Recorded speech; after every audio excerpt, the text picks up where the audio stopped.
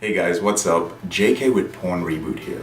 Today we're going to be talking about the 5 reasons why men slip and relapse during the first year of their recovery.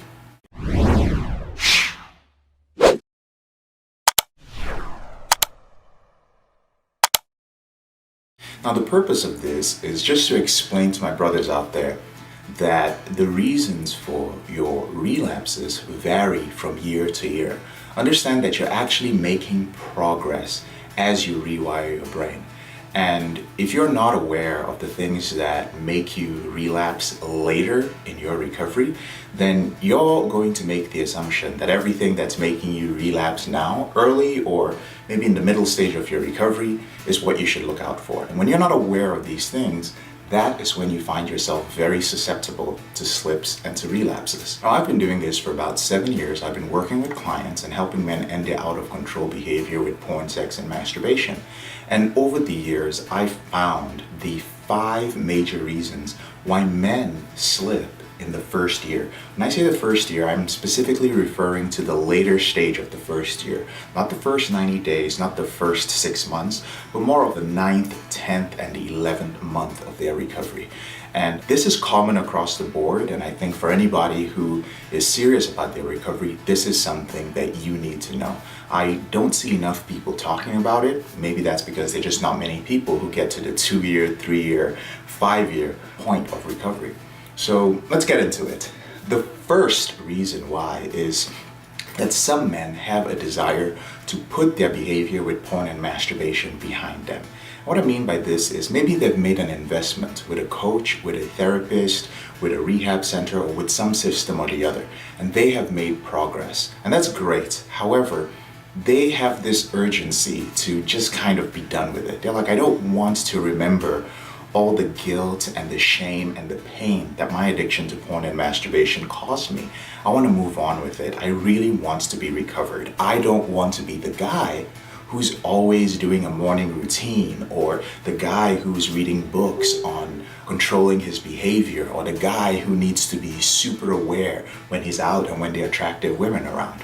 And what this does for most men is that it puts them in a position where they decide to let go of accountability, coaching, and therapy because they just want to be done with it. They're like, hey, I've been controlling my behavior. I haven't had any slips.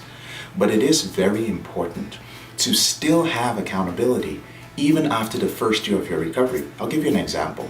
I have clients who've worked with me and stayed off porn for 2 to 5 years. And these men still reach out to me periodically during the year.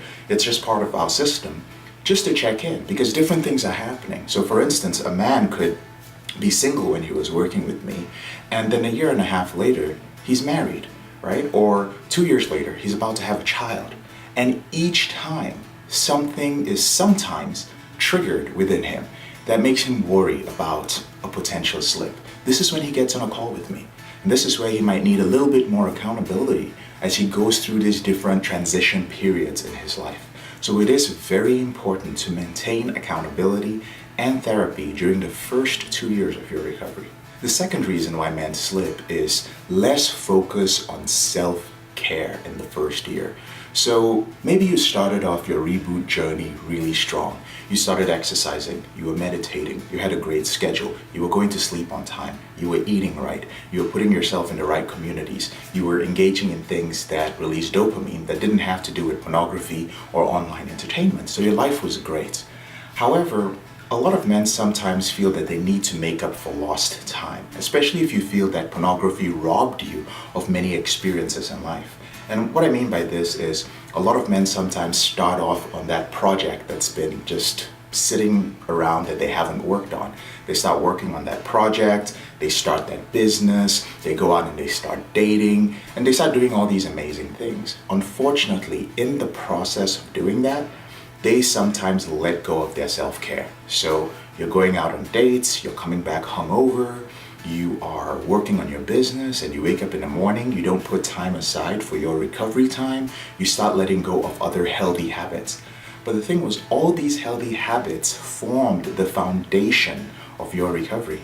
You let them go, and you justify it by saying that, well, I haven't slipped in months. It's been 8 months. I'm doing so well. And then you get surprised when you relapse. Brothers, it is so important to maintain your self-care during the first year and a half to 2 years of your recovery. It is one of the major reasons why men relapse during their first year. The third reason why men relapse in their first year is because they don't feel like they're learning anything new. And what happens is, during the first year, especially during the first 3 months, you learn so much about recovery. At least if you are using our system. Within the first 90 days, you've learned everything you need to learn to control your behavior during the first year. However, a lot of men feel that it's a repetition, right? So they just feel like, man, 6 months later, I'm still focusing on my awareness. I'm still focusing on self-care. I'm still focusing on identifying my addict voice and becoming aware of that. I'm still focusing on building relationships. Like, I already know these things. I don't need to go to a group or listen to somebody who's telling me and reminding me to do these things. However, during that first year, one of the things that happens when men start leaving groups or start leaving coaching or start leaving therapy is that they lose the ability to hear the voice of their addict. See, this is a very difficult journey to take on your own because your addict, that part of you that is addicted, is as cunning and as intelligent as you are. And sometimes it takes another person or hearing another person's story to actually let you know what the deal is, to actually remind you that, hey, there's something that's going on with you, with your addict that you're not aware of. I'll give you an example. We had a brother who had been in our program for quite a few months. He was almost within his first year, and then he slipped. However, he had been doing very well, no porn, no masturbation for months and months. Now, what he shared in our group was very important for everybody else, especially those who were kind of getting a little slack and getting a little relaxed with their recovery. Because this brother slipped during his birthday. And what had happened was that he was hiding his age. As some men get into their 30s, they get a little bit insecure about their age, especially when it comes to dating and meeting women. So he just hadn't been sharing his age or his birthday on Facebook. But as he went through the program, he started doing some work on himself and becoming more secure in who he was. So this time he determined that on his birthday, he was going to share his age. So he did that, and he received some, people wishing him happy birthday on Facebook. Unfortunately, he didn't get that many texts. He didn't get as many messages as he hoped to receive. And what this did was that this brought up a lot of insecurities, a lot of loneliness, a lot of feelings of unappreciation from people who he considered to be his close friends and family. And this caused him to slip. And this was an important lesson for everyone in the group, because then they realized that there are certain anniversaries, there are certain milestones in your recovery that you just don't know that they are loaded. They're loaded with triggers. And it is until you get there or until you learn from another person in the group that this is possible that you know about it. If not, the only way you can learn is through a major relapse down the line, right? So it's best to stay with the group, to stay with your therapist, to stay with your coach, so that you are aware of some of the, let's call them, potential mines in the minefield down the road. The fourth reason why men slip in their first year is that sometimes you feel that you should be beyond the basics. You're like, you know what, I've done the stop fapping thing, I've been through JK's program, I've gone through therapy, but then you find that there's still things that you don't understand. So for instance, you may find that once in a while you experience these very, very strong urges 8 months, 9 months, 10 months later, but you're embarrassed because you feel that you should know better. So you think you know what's going on. I'll give you an example. Some men experience very, very strong urges. Some men suddenly experience a resurgence of their PIED. Some men have spontaneous depression during the first year. But what they don't realize and what they haven't learned is that their withdrawal symptoms don't simply show up during the early stages of your recovery. The thing about withdrawal symptoms is that they can pop up at different times as your brain rewires. Now, if you don't know about that and you make the assumption that you know everything about recovery, then you put yourself at a risk for relapse because your ego is not going to allow you to reach out for help. And the fifth and final reason why men relapse in their first year of rebooting is when you feel that you have a very, very deep, not basic, but deep understanding of your behavior with porn, masturbation, and orgasm. And these are the men who get to a point where they feel like, you know what, I can go out and start helping other men. They've really invested in this image of themselves as somebody who can control this behavior. And so you feel that, you know what, I know everything about it. I've read so many books. There's nothing wrong with that. Maybe you actually do know everything.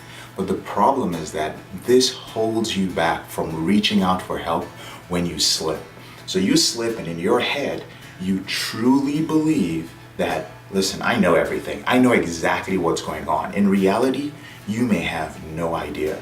And there are men, unfortunately, who relapse, and they are in this relapse. It lasts for months and sometimes years, but they never reach out for help because they truly believe, because you have deluded yourself into believing that you know what you're doing. And this just makes you very unhappy. It puts you in a very stagnant place in life. You find yourself being stuck.